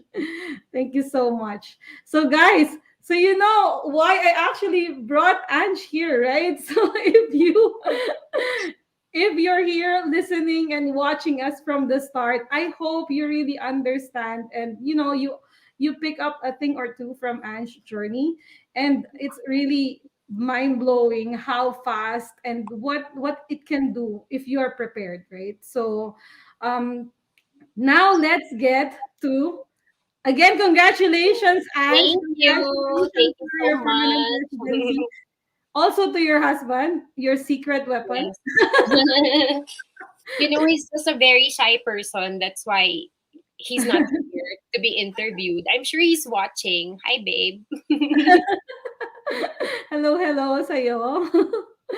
So, now let's move on to the most awaited part, right? The question and answer. I know you guys are dying to, to hear, to have your questions answered, and we will go through all of them from the top. So just keep them coming, and we will just, flash this the questions as we go. But first, I want to put this, my favorite disclaimer. So, again, this is just for information purposes. We are not advising you on what to do with your Yeah. application based on our experience. So, I hope we can help you with your questions. So, yeah, let's go to the comments. Hang on. Just I think I didn't plug in my computer. I'm getting a message. Okay, wait, let me see. Let's get you one question. Okay, let's see. From says, is it possible to take BC even if you don't live in BC? Yes, you can actually tick all provinces. You can tick whatever province you wish to be. I mean, you're okay to live in or your target destination. It doesn't necessarily mean that you only have to tick the current province you're in. So in our case, um, we tick BC and Alberta because, for example, I mean, if we tick, for example, lang, I mean, nothing against people who are from other provinces, but for example, we tick all provinces. But then in our hearts, we know that we can't live in that province either because it's like too far or I mean, we were thinking of really BC or Alberta. So that's why we take both. So yeah, it's possible. Yeah, it's actually, the question is actually your preference. So if you prefer to live anywhere in Canada, so you can actually take all provinces, right? But if you are like Ange, they have preferences, right? So there goes your answer. But if you are intending to go to Alberta and participate in AINP, you have to click Alberta. Otherwise, they wouldn't know that you're interested, right? Okay, let's move on after the Laguna. This is Verns. Mag-transfer na ako sa SAIT. Tara na! What are you waiting for, Verns? Oh, MC was here. Hello, MC. I thought we didn't see your message initially. I hope you're still here. So MC, SLE Study Live Explore Canada is this is a channel by MC, and she's very helpful. She has a lot of contents for you guys. I'm pretty sure you're there already if you're here in my channel. So yeah, let's support her. Um, Next, Samuel David, how much po lahat for a family of four? Oh, okay. For the express entry, the the required proof of funds for a family of four is $24,000. So yeah, you can of course have more than that, but that's what's required from the website. From for a family of four, you can actually check it through the express entry proof of funds na site. Yeah. Okay, yeah, Or was yeah. you So referring to the application? I mean, the application itself, I think we paid over 4,200 for everything, for all the application, including the AINP application and the two CELPIP exams. yeah. Or if you are referring to the study permit application, there's also other there's a website for that. where they will require, like, I think it's still 4,000. I'm not very sure. 4,000 per head after Yeah. the So main applicant. for the main applicant, it's 10,000. Yeah, For the spouse, it's 4,000. For and each dependent, 3,000. it's 3,000. Yeah. Yeah, yeah, okay, yeah. So there is a website for that. But of course, whatever we mentioned, it's the minimum. So don't go Yeah. for the minimum. At least have some extras, right? So because especially conversion, you can be hit by Yes. conversion, right? It fluctuates every now and then. So if you have exactly like that much in peso, what if humina ang peso, right? So you will lose that amount, right? So you have to provide a little bit more, or the more the merrier. Nag-agency po ba kayo? No, I did everything from my study permit application up to the PR application on my own. So I just did my research by joining different DIY groups, and of course research the in the IRCC website. So that's your main resource for this information because everything is written in the IRCC website. Yeah. So how else did you research, Ange? Oh, again. So before Give them some tips. yeah, so just like Miss Melanie, I mean just like the others who watched Miss Melanie, I actually do my research also by watching YouTube channels like such as Miss Melanie's experience because I was actually very inspired when I saw Miss Melanie's timeline because of course it makes her very relatable to me because we went to the same school. I mean, I was gonna go to the same school and she went to SAIT too. So yeah, I do my research on the IRCC website. I'm not sure if you are familiar with Mr. Kuber Kamal. His groups are also a very good resource. He is an immigration consultant, an Indian immigration consultant, and we all know there are a lot of Indians in here in Canada, and Indians who want to go to Canada as well. So he gives really good advice as well. So I'm part of his groups also. Yeah. And we also have Facebook groups, right? Filipino applicants. Yes. There are a number of Facebook groups out there for Filipino applicants. Actually very helpful reading other people's experiences, right? Experiences. Yes. But of course, don't copy your SOP from other people. Oh my god. I can't stress this enough. Yeah, You don't true. want So to be. again, for example, when you do your research, like I'm a member of the PDA Canada DIYers. It's a study permit group. So that's also one of the resources that I used. It's nice to see not just the approvals.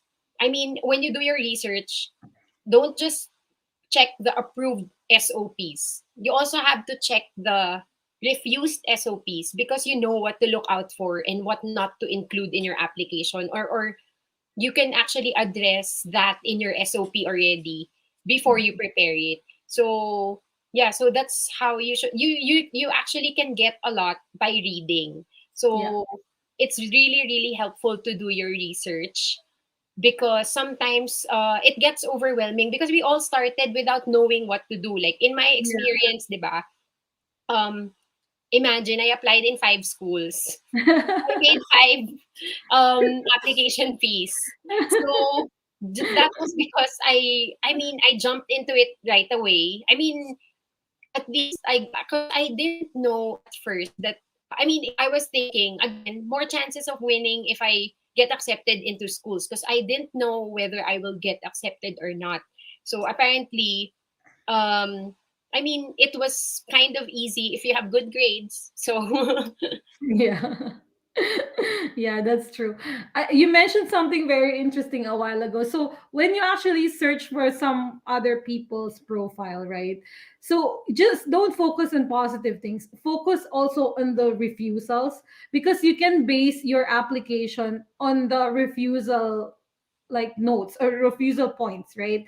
So if for yes. example you saw that they got refused because of travel, then it should, like, give you a light bulb. Oh, I should make sure I cover that part in my SOP so that I have everything, Yes. you covered your bases. For example, they got refused because the prospects after graduation or something like that. So you make sure you have a solid plan after graduating in Canada, right? So you kind of work backwards, but Yes. in the end it will give you a very like structured SOP. And like when the officer will read your SOP, oh, na-cover na yan. Oh, na-cover yan. So, Mhm.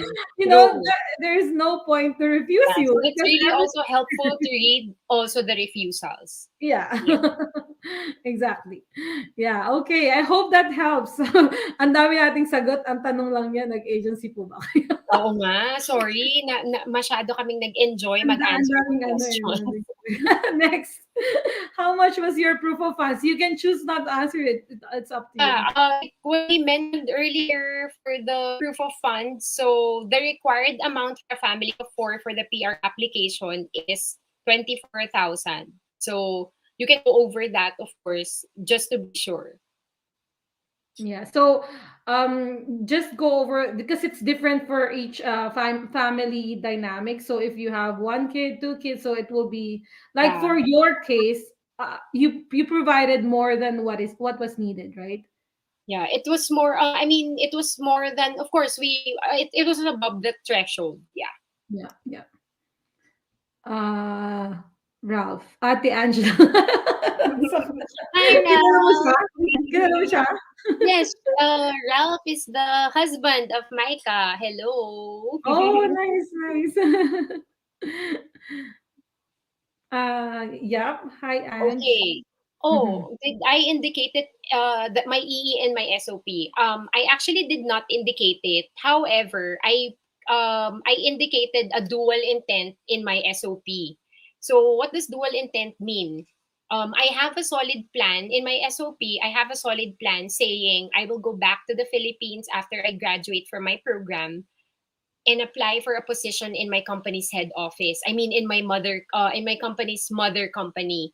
But then I also indicated there that if I was going to be given a chance to become a permanent resident, I would apply for it. So that's what dual intent means, meaning you have the intention to also be a permanent resident and a temporary resident as a student. Mhm. So what other people forget about dual intent, it's actually very tricky because if you say dual intent, meaning you're targeting two. I mean, those are your intentions. But Yeah. then some people forget to mention about the going back to the Philippines part or going back to the country of residence part. They're just gonna say, if I am given a chance, I'm gonna be a PR or whatever. They're not gonna mention their plans to go back to the Philippines anymore. So for the dual intent, you just really have to word it properly, still have a solid plan, um, of course, a very achievable career path or career goal after you graduate. Plus, also mention that if given a chance, you will apply for PR. So that's Yeah. possible. Yeah. Since for me, again, it doesn't make sense for me to just say I'm going back to the Philippines. I don't have any intentions of I mean of staying in Canada permanently. But they can see that I already have an EE profile. So that's the reason why I also did dual intent because it was honest. I mean, I was just being very honest because they would see that in my application. Yeah. Yeah. That's true. Okay, thank you. And let's move on to Ian. Good morning from Cagayan de Oro. Hi from CDO. Stay safe and healthy. Hello, Ian. You too. Says Israel. Is it possible to take BC? Okay, we did this a while ago. And from yes, is it advisable for both the wife and husband to have two separate? Yeah, just like what we mentioned. Mm-hmm. Yeah. Very, it's advisable and it's it's encouraged. Yeah, not clear yung timeline. I'm sorry about that. So just try to screenshot and later on try to zoom it. Oh, hi Nolly. Hello, Ma'am Melanie, and to your guest. Mga solid yan. Laging nandyan. Hello. From says, even if you haven't graduated yet from your program, have you indicated it in your in EE profile? Did you get any score for that? Oh, okay. So it was my current studies in my EE profile, so I don't get any points for that. Yeah. No. Yeah, you because there will be questions regarding your current status in Canada in your EE profile. So no, you won't get any points, but they would know that you're here, right? Yes. So yeah. You know what says creating an express entry profile is free. So you just need to have your IELTS and WES, but it's totally free to have to create an express entry profile. So just go ahead and try to create one, and then you will see how it goes, right? Okay, next. From Samuel again, what was the reason again, even if the husband is not skilled? Yeah. So I think we answered that earlier. He was his experience in the Philippines for 11 years was NOC 0. So he was a skilled worker in the Philippines, but not currently in Canada. So he still has that experience with him. So he was still able to apply in EE. Yeah, yeah. So because in express entry, there is what we call primary occupation.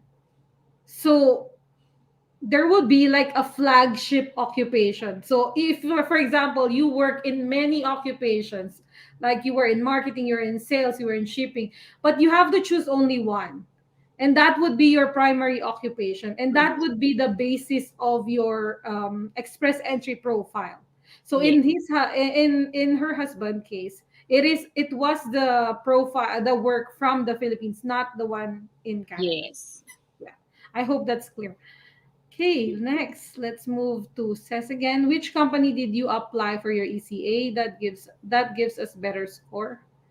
You took West, right? You Yeah, use I took Quest, although of course you cannot really determine which one gives the highest score. Just go for whatever is accredited. Yeah. yeah. Yeah, remember take the accredited one.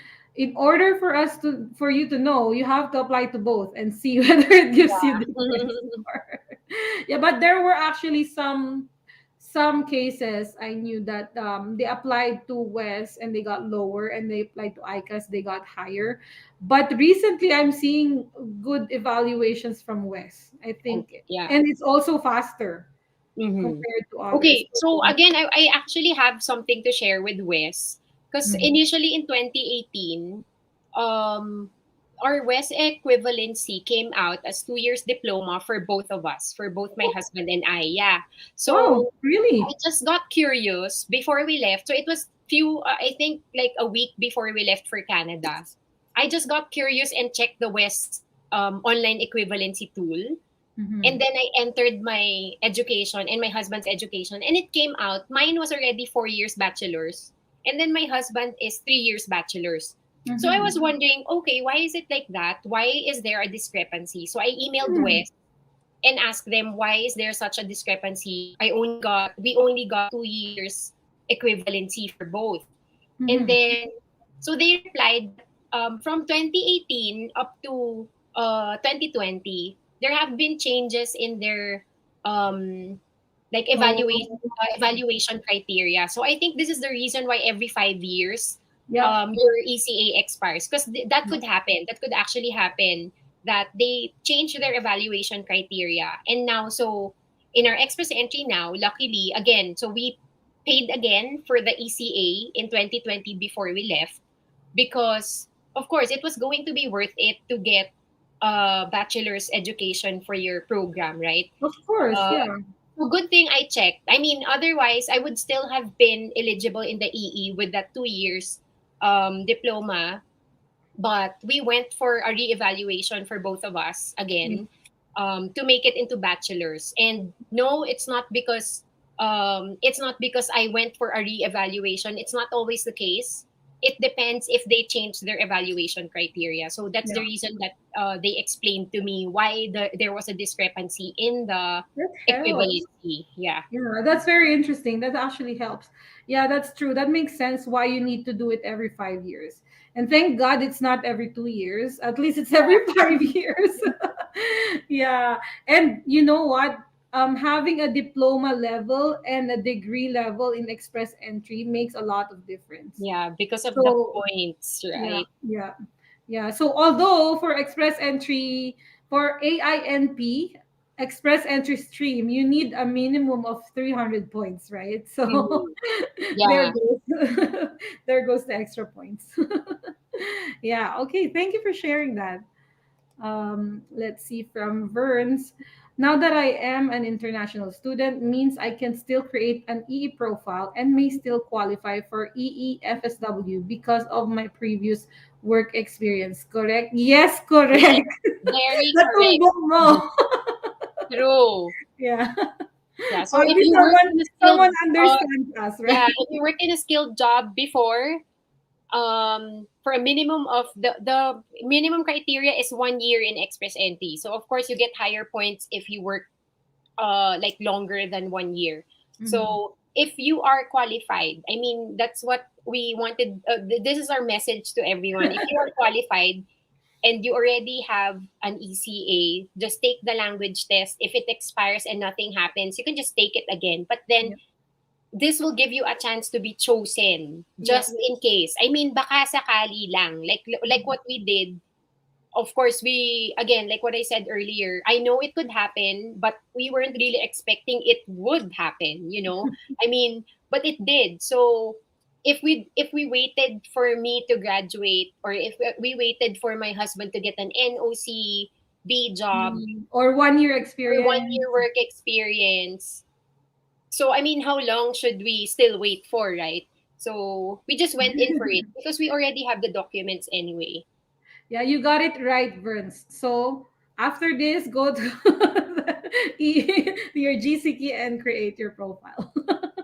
Okay, now let's move on to Nolly. Hi, Miss Ange. Can you please share the sample of the reference letter that you had drafted? Thanks. So I guess Nolly, really reference letter. It's very specific to your case. So I would really suggest that you go to the website of to the Canada website where they have all the requirements, and you just need to make sure that everything is there in Yeah. your any format, but everything is there, right? So Yeah, of course, because of course, 'di ba? It's your work experience. It was your duties. So you have to write down the exact duties that you were doing, and at the same time, cross-reference that to the NOC that you are claiming for. So make sure that they match the kind of duties that you do there, because it means, for example, maybe you are selecting another NOC if they don't match, right? So yeah. So the best person who can make your reference letter is yourself, actually. yeah, and you can actually what just like what Ange did, she actually guided her employer on uh on the duties and responsibilities, because sometimes it's different, like other companies, they don't get why you need to have that in your Yeah. employment letter. But if you can guide them, like, this is actually what I did before, and of course you already checked that against the website, Yeah. right? And explain to them that I actually needed this for this and that, then I'm pretty sure they're gonna help. And So that's what we did also for both of us. So luckily, our direct bosses signed it because, of course, there's no lies in those. Also, those were the exact duties you were doing, naman, when you were working in that position. yeah, you know what? I'm actually sending you the link in the chat box. Yeah, so that is actually where you can find the information. Completeness check, applications for permanent residence program subject to the express entry completeness check. So that's the website where you go in order to know what are needed in your reference letter. Okay, I hope that helps, Nolly. Okay, let's move on. Tito ng Middle East. Congratulations. Thank you. Tito ng Middle East. Cute. And thank you for sharing your experiences. Yeah, thank you so much, Ange. Yeah, You're thank you very also. Again, the reason why I agreed to this, because it's the same way. When I saw Miss Melanie's vlog before, it inspired me. Parang it Aw. made it really relatable na, oh my God, she can be a permanent resident after she graduated, after she uploaded her uh, like job offer. So, you can learn from their experiences, and I hope it does the same to others. Now, Yep. our experience can be an inspiration to others, and keep them going, because sometimes when you're here, 'di ba, it gets stressful, but Yes. there's always hope because you are prepared and you have all the documents and you're ready to apply. Yes, exactly. Yeah. Thank you. Thank you for, for joining us. Really. Thank you. Okay. Diane, may I ask your age and your OWP age? Is that okay? Oh, okay. Yeah. Yeah. Well, okay. Not the exact age. Sorry, not the exact age, but we're in our mid 30s, Okay. and then That's fair. our children are 8 and 11. Okay. That's fair. Yeah, okay. And your kids' age. Okay, yeah, Just that's guess. fair. Ang ganda kasi, no? Mga Kasi bata I don't eh. like, kasi yun nga, I usually volunteer because I don't want people guessing my age and giving the old, very, very old age far from my current age, but I'm in my mid 30s.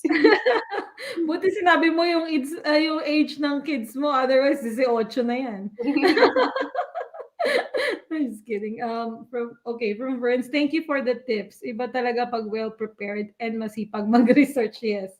Okay, yung wash hands, maybe, but that's like clapping. I think maybe the StreamYard cannot translate the icon, so Hmm. probably. Okay, let's go to Charmaine. What is the minimum CRS score po to be eligible in the EE profile? You know what? There's no minimum for CRS. You No, remember the the CEC? 75 draw, right? CRS points was 75, but they did a CEC draw with the 75 CRS points. So again, with the unprecedented times right now, with the COVID that's happening, it's an ever evolving like policy. You never know what Canada will be getting next, and with their current targets, they have very aggressive immigration targets. So that's 4,000. yeah, 400,000. 400,000. So imagine being part of that number. You just really have to be prepared. And especially for those who have ties to Canada, if you have ties, Yep. can be a job offer, ties can be a brother, sister, a Yep. parent, or like a direct relative, or Yeah. currently residing here. That's already a big thing. So Even again, studying in Canada is even also studying in Canada is also ties. Like graduating from a Canadian university is a ties to Canada. So yeah. yeah, it's really it really, I mean, like what happened with us, we for sure knew uh that we would get picked for the ITA draw if we only relied on the FSW because our Yep. points were low.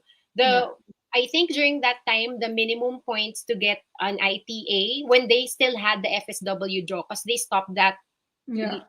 during the pandemic, I think it was 481.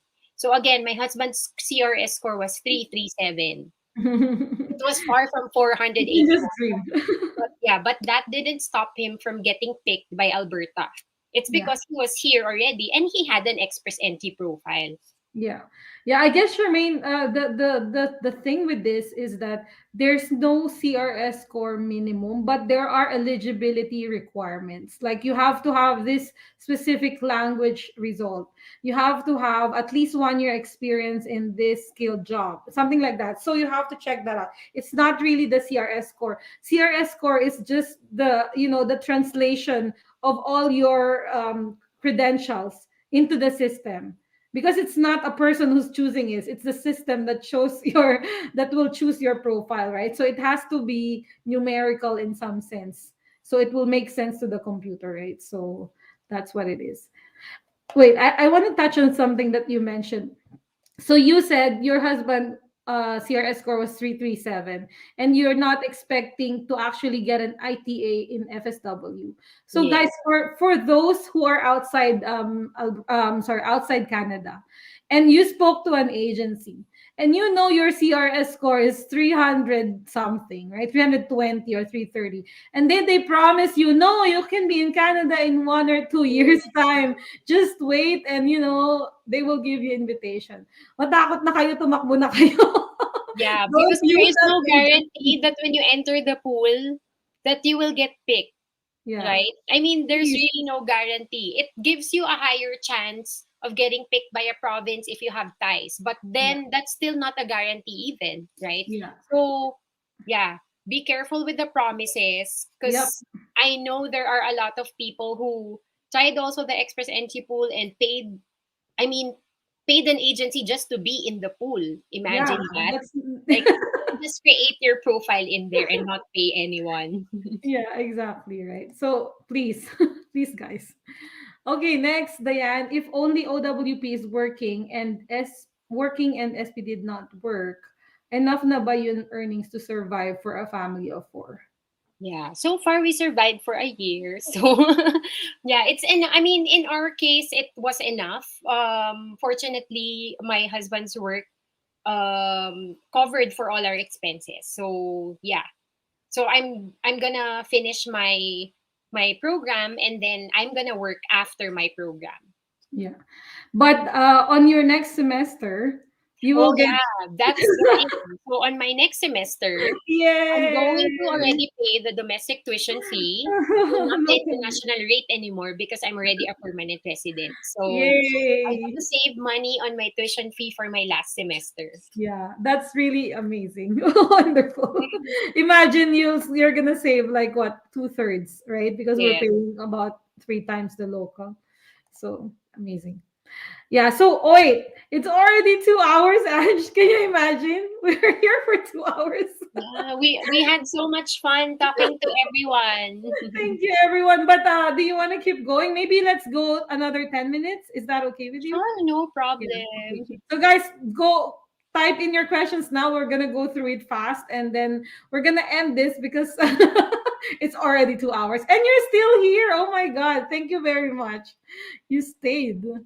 Okay, let's move on to Regina. Hello, nag-declare po ba kayo ng dual intent while applying for student permit? Thank you and congrats. Yes, she just explained that a while ago. Yep. Okay, let's go to says. Thank you for answering my first question, po. I'd like to ask if it's possible to share the checklist given to you on your EE. Mm, We can kind of enumerate it, right? yeah. Okay, let's start. Okay, wait. I have a list on my phone Oh, actually. nice. Because a lot of people also ask me for that, so I already prepared. This is a very long list, guys. So, okay, so the documents we submitted for the AINP first are, of course, valid passports of the main applicant and the spouse, work permit of the primary applicant, valid language assessment of the primary applicant and the spouse, the ECA, college diploma and TOR of the primary applicant and the spouse, and then the Alberta license of the primary applicant, employment reference letter for the primary applicant and the spouse, and um, the Alberta job offer. So for the Alberta job offer, even if it's not a skilled job, we still included it in the application. And then documents submitted to IRCC. This is post ITA. When we already received the ITA, passport bio page of the primary applicant and of course the dependents, employment reference letters for spouse and the primary applicant, proof of employment, everything that you can attach, marriage certificate and the birth certificate of the dependents, are e-medical copies, ECA, valid language test, college diploma, and TOR, NBI clearance that was issued after your last day in your country, and just make sure that this cannot be issued before you left. So, for example, like in our case, we landed in Canada end of November. It cannot be issued before that. So it has to be Yeah. after that one. Yep, So, that's and right. then visa photo front and back with the date, address, and address of the photo studio. So ours, we got it from Shoppers Drug Mart because the requirement is you have to have the address of the photo studio and the date it was taken. Yeah. So and then proof of means of financial support documents. So mine, what we did is we generated the SOA for the past 4 months from our online banking from Scotiabank and CIBC. And I just made an Excel file of the breakdown and to show the total amount that's all in our combined accounts. Yeah. Then for the client info, this is what I was talking about earlier. You can include any document that you think will be of help in your application. So what I did is the first page for the client info is a letter of explanation why I included these. So for example, kasi they don't ask for the birth certificate of each of the applicant, but I put it there. They don't ask for the work permit, but I put it there too. And then that's where I put the certificate of nomination. And then I included our lease contract as proof of residency in the province of Alberta. And this is where I included the job description and job offer of my husband for his NOCC job and our travel stamps for the past 10 years. So why did I include our lease contract in Alberta? It's not needed. But then for me, I was thinking, I want them to see that we really have the intention of living in Alberta because they were the province that nominated us. Yeah. So that's why I included that. So for the spouse, the same things, but for me, instead in place of the contract, lease contract, I included my SAIT receipts. Me to prove that I'm already studying in Alberta. For the children, it's the same thing again, but I included the latest progress reports from their school here. So again, Wala as nang tanong. proof that we are Albertans. Yeah. So Gosh, so Seth, did you get all that? If yeah, you you can didn't, replay don't. the video so that you can take down all the documents that we submitted. Yeah, don't worry, Seth. If you didn't get all those, you can rewatch it. It's gonna be uploaded later. So, thank you. You're always ready, Ange. Thank you so much. That's a treat. Okay, let's see. Next is Tito ng Middle East. If somebody studied and worked in Ontario, can we apply to another province to be? Yes, you have to watch my Yes. Yeah, my you have to watch Miss Melanie's previous videos with her other success stories because we yes. have someone who actually studied in Ontario but got nominated in AINP. So that's Alberta also too. possible. So it's with Aaron. So you just go to my channel and watch for 2 hours. So that's Yeah. another 2 hours Mhm. video. Okay, from Regina again. Nag-declare po ba kayo? Oh, agad. This is the same. Okay, this is the Yeah, same. I think we answered that Yep, earlier. no problem. Vern's question ulit. I have a stepdaughter in the Philippines. Is it true na even though she won't be included sa application yet, she still need to undergo medical exam? Thank you. Yes, even the non-accompanying dependents should get a medical exam because the medical exam is needed in order to check the admissibility of a person. Mm-hmm. So yeah, it's still required even if they're not non-accompanying. Mm-hmm. Okay. Thank you. And next, Hani Raida. Hi, Melanie and Ange. While I am still studying for my second program in Alberta. Is it possible that I would receive an invitation for my first program based on my experience in my EE profile? So you are currently holding a study permit, right? So I wouldn't say no, but Yeah. I I mean, haven't. if you're asking about the possibility, of course, it's still possible. But Yeah, then I mean, right now we don't know of any yeah. that gets nominated while they're a student, but it is still possible. It's really highly possible because based on your work experience. I mean, we Mhm. don't know what they want now. But as long as you're in the EE pool, right? Why not? Yes. Okay, next. Mads, thank you, Ange and Melanie, for answering. Congrats again, Ange. All the best to all Dreamers. That's so cute. If unskilled, not possible to create EE. Yeah, not possible. That is straight, straight not possible. So if your background is not a skilled job, unfortunately, it's not possible. But it's not the end of the world, right? You can study in Canada. You can apply for provincial nominee programs. There are lots of provincial nominee programs that help that have programs for unskilled in terms of EE, because in EE it's very like straightforward, this is skilled, this is not unskilled. But for PNP there's all sorts, so you have to search the provinces, what's possible, Mhm. what are the possible pathways for you. And another thing, the NOC is changing, I believe. So I'm not sure how it is being how it's gonna be updated, but soon we'll be hearing from them, because I believe there's already a NOC version 2021 that needs to be implemented soon. Yeah. Okay. Janet oh, congratulations, Ange, and good job. Sis, super good. Kaibigan ko to dito sa Edmonton. Hi, Net. Mhm. Next, Mm. from Ses. Thank you very much for your insights, po. Very, very helpful. You are welcome, Ses. And from Elmo Castillo. Hi, Hi. Elmo. Oh, you know He's him. my friend from BC. Oh, nice. Mhm.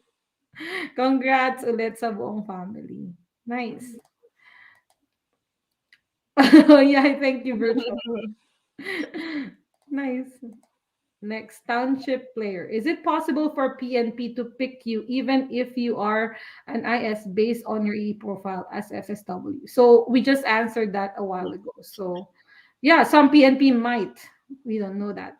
But one thing's for sure, if you don't if you don't have an E If you profile. don't have an EE profile, there's no they can't see you. They won't be able to pick you. At least if you're in the EE pool, you have the chance to get picked.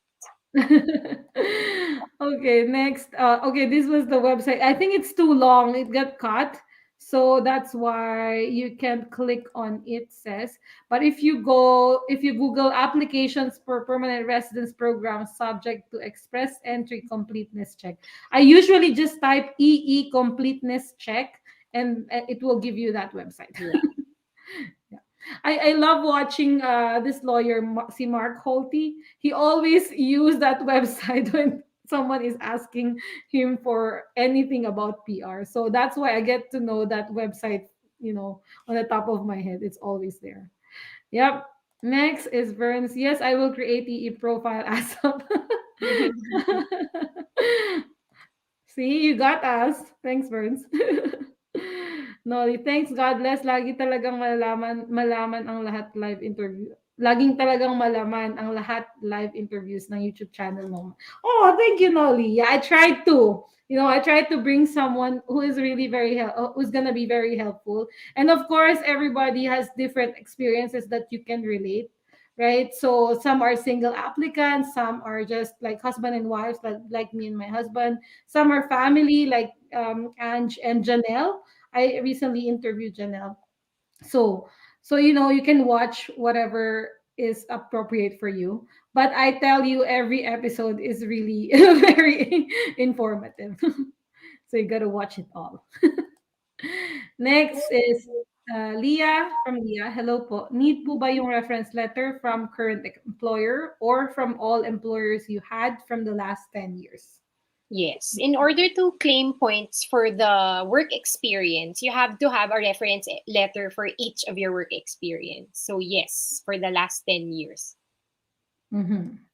Yeah. So remember when I mentioned to you about the primary occupation. So the primary occupation actually gives you the points for express entry, right? So your experience in that primary occupation will give you the points for your express entry. So sometimes there are actually other occupations that you held, but it's not your primary occupation. If your primary occupation is more than 3 years already, and the others are like not your primary occupation, another position that you held, another NOC, you know what, you can save yourself some trouble and don't get that. Yeah. Or transfer it to your personal history, right? You can Yeah. also do that. Yeah. So if it didn't give you points, don't get that reference letter. I mean, what's the point, right? Okay, next.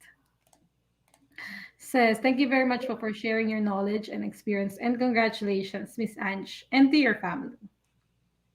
Thank you again. Do you have a relative in Canada? Okay. Actually, we don't have like direct relatives here.